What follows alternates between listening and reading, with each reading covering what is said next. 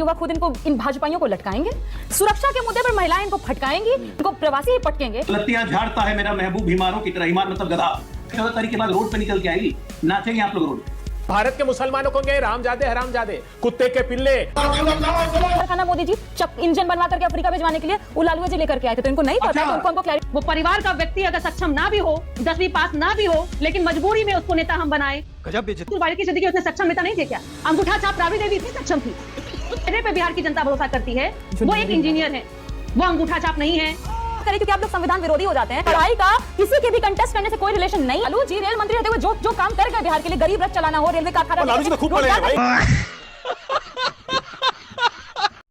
नमस्कार दोस्तों, debate show की एक और मजेदार वीडियो में आप सभी का स्वागत है। दोस्तों आज की वीडियो में एक तरफ है बीजेपी के प्रवक्ता अजय आलोक, जेडीयू की प्रवक्ता अनुप्रिया यादव, तो दूसरी तरफ है कांग्रेस के प्रवक्ता अभय दुबे और आरजेडी की प्रवक्ता प्रियंका भारती। दोस्तों वीडियो बहुत मजेदार होने वाली है, आप सुनो अंत तक जरूर देखना। अगर आप चैनल पर पहली बार आए हैं या चैनल को अभी तक सब्सक्राइब नहीं किया है तो चैनल को सब्सक्राइब भी कर लेना। चलिए दोस्तों मेन वीडियो स्टार्ट करते हैं। ये टीवी वाले भाई पिक्चर चालू करो बे। बताइए, मुस्लिम डिप्टी सीएम इसी पर आइए पहले जरा। मुस्लिम डिप्टी सीएम बनाएंगे या नहीं बनाएंगे बताइए। बगल में अजय लोग बैठे हैं, पूछिए ना कितना मुसलमान को टिकट दिए हैं? शून्य पर लाके छोड़ दिया है मुसलमानों को, एक भी टिकट नहीं। उनके ही प्रभाव में जेडीयू ने कितना दिया है, पूछिए जेडीयू वालों से।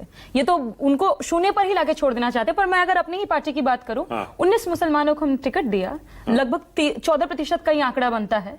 हमारी जब जनता दल की सरकार थी, देश को पहला गृह मंत्री मिला मुफ्ती मोहम्मद सईद जी के रूप में। हमारी जनता दल की देवेगौड़ा जी की सरकार थी, दूसरी बार गृह राज्य मंत्री मिले तस्लीमुद्दीन साहब। हमारे खुद के पार्टी के राष्ट्र प्रधान महासचिव कौन है? अब्दुल बारी सिद्दीकी जी। इस बार खुद जो जिस कहती हूँ ना, मुसलमान समुदाय में नहीं मिल पाया भागीदारी किसी को, हमने उनको दिया। काटी से हमने मंसूरी जी को टिकट दिया, जिस समुदाय से कभी आज तक कोई विधायक नहीं हो पाया। पर क्योंकि प्रधानमंत्री जी बड़ा इंटरेस्टिंग बोल रहे थे, लटक मटक झटक फटक, तो चलिए हम भी बता देते हैं क्या होता है लटक मटक। बेरोजगारी के मुद्दे पर युवा खुद इन भाजपाइयों को लटकाएंगे, सुरक्षा के मुद्दे पर महिलाएं इनको फटकाएंगी, प्रवासी इनको खुद, क्योंकि बाथरूम में जाने को बिहारी मजबूर है छठ दीपावली में, इनको प्रवासी ही पटकेंगे। समझाओ इसे, समझाओ। तेजस्वी जी ने, राहुल गांधी जी ने साफ कर दिया है कि इस बार ये जो 20 साल विनाश काल है, इसका हम अंत करके रहेंगे। समझ गया मैं। तो ये प्रेस कॉन्फ्रेंस में अनाउंस क्यों नहीं किया? बीजेपी का आरोप बड़ा क्लियर है कि आप अगर खुलकर कह देंगे मुस्लिम डिप्टी सीएम बनाएंगे तो हिंदू वोट नहीं देगा, बीजेपी उस मुद्दे को उठा ले जाएगी, भुना ले जाएगी। यही बात है ना अभय दुबे?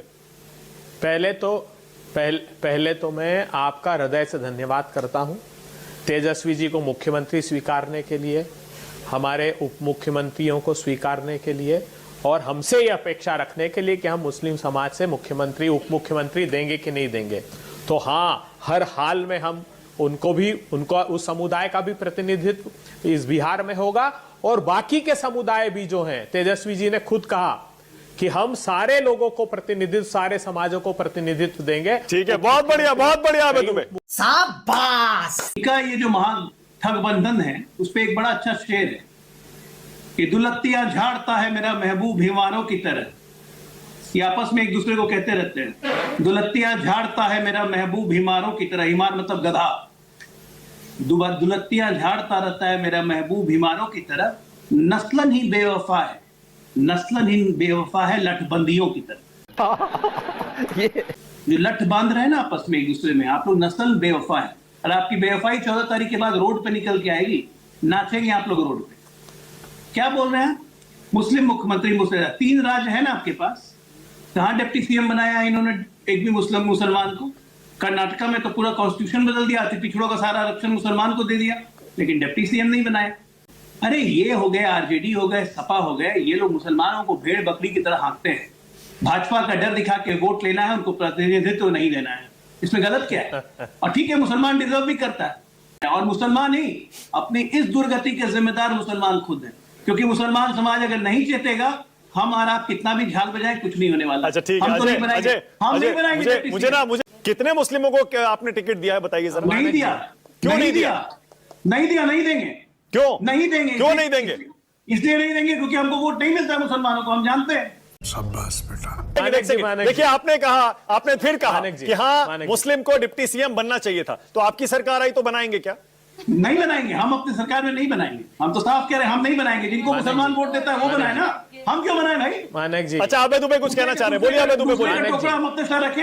एक अबे दुबे बोलिए, बात खत्म कर लूं, मानक जी, बात खत्म कर लूं। अभी प्रियंका जी को भी जवाब देना है। बहुत फैक्ट्री अभी बोल रही थी।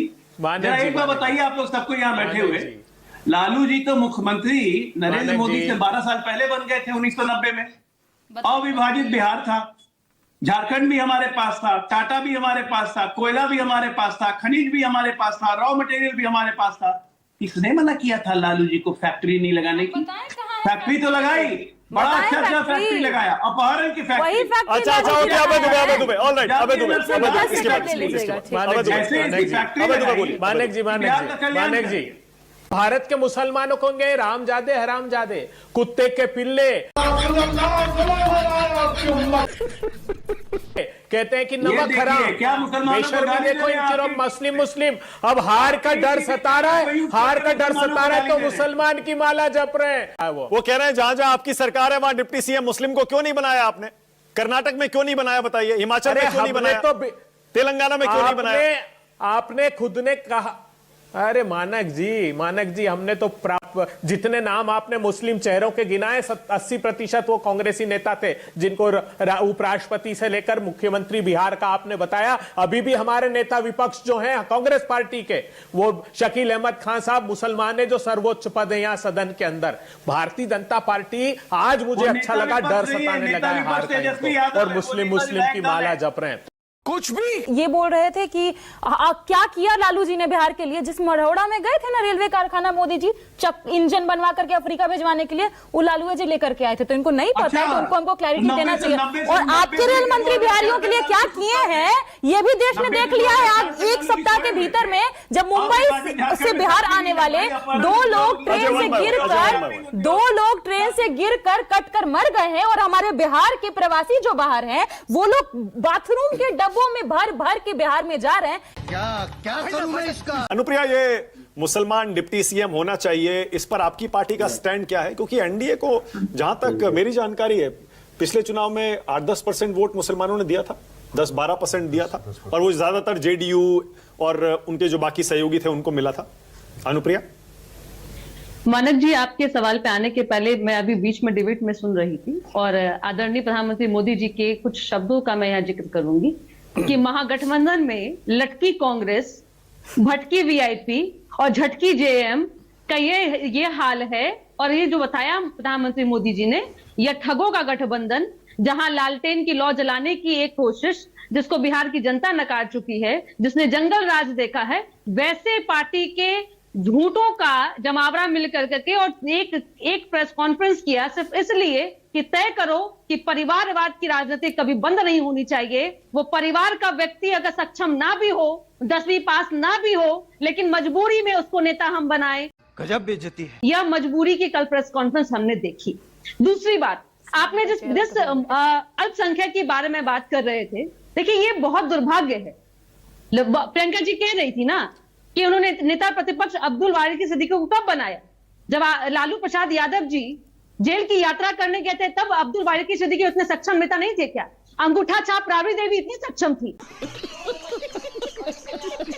तब आपको मुस्लिम याद नहीं आया था। लेकिन वही समीकरण का वोट लेने के लिए आप चिल्लाते रहेंगे। एक सेकंड, मैं आपको बोलने दूंगा। मैं बस ये सोच रहा था, ये अंगूठा छाप और ये आपने कहा 10वीं पास, फिर उसमें बहुत सारे मुद्दे आ जाएंगे, फिर सम्राट चौधरी का मसला आ जाएगा, और भी आपकी पार्टी में बहुत सारे ऐसे नेता हैं जो उतना नहीं पढ़े होंगे।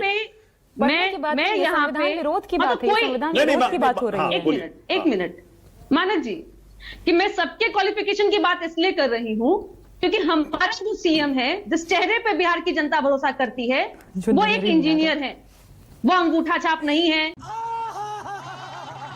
वो 10वीं पास नहीं है, लेकिन लालू जी बहुत पढ़े लिखे हैं। मैं उनका सम्मान करती हूँ, लालू जी का, और मैं कहूंगी लालू जी ने कहते मुसलमानों का सम्मान किया।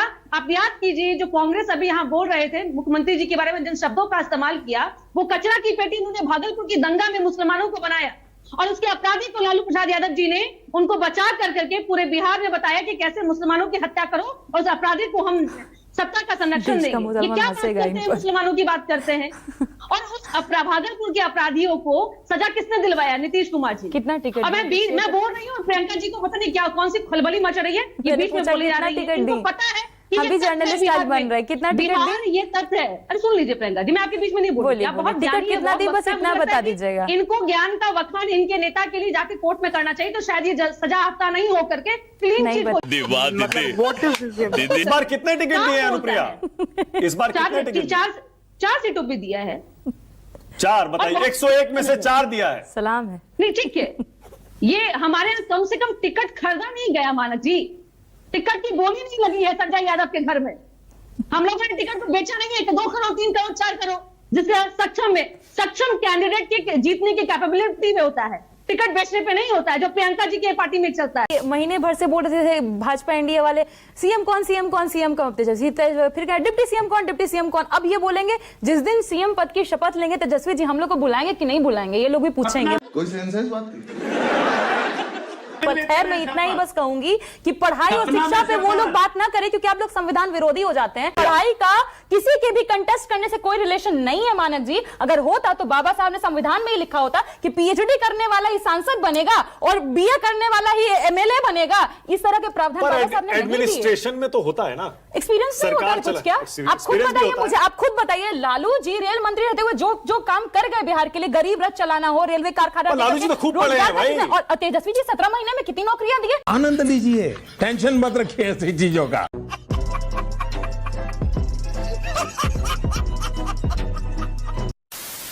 तो दोस्तों इस वीडियो में इतना ही। अगर आपने वीडियो अंत तक देखी है तो उम्मीद करता हूँ आपको वीडियो पसंद आई होगी। वीडियो के बारे में आपकी जो भी कोई राय है कमेंट्स करके जरूर बताएं। वीडियो को अंत तक देखने के लिए आप सभी का बहुत बहुत धन्यवाद। ऐसी ही मजेदार वीडियो देखने के लिए चैनल को सब्सक्राइब करना बिल्कुल ना भूलें। चलिए दोस्तों मिलते हैं जल्द अगली वीडियो में, तब तक के लिए जय हिंद, वंदे मातरम।